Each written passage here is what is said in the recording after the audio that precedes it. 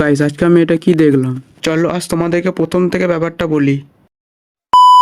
Hello guys, আমি প্রকাশ। তোমরা কেমন আছো? আশা করি অনেক ভালো আছো অ্যান্ড আমিও ভালো আছি। আমাদের এখানে এত ঠান্ডা পড়েছে, ঘর থেকে বেরোলে ছাগলের মতো মুখটাকে বাঁদরের মতো করে দিচ্ছে। তারপর এত ঠান্ডাতে ফ্যান চালিয়ে ট্যাঙের উপর পা তুলে শুয়ে পড়ি।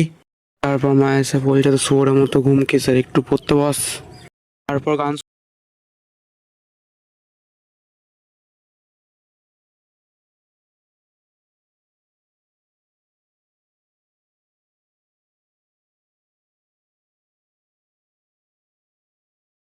গাইস পড়তে পড়তে দেখি বইয়েরও প্রেম কাহিনী গল্প লেখা আছে, শালা শুধু আমারই নেই। গাইস পড়ে টোরে খেতে যাওয়ার সময় দেখি সাদা চালের পোস্ত বিরিয়ানি হয়েছে। পোস্ত বিরিয়ানিটা শুধু আমাদের ঘরেই হয়। গাইস খেয়ে দিয়ে মুড়ির চাল ভাজাতে চলে গেলাম। গাইস মুড়ির চাল নিয়ে এখন মুড়ির মিলে চলে এসেছি।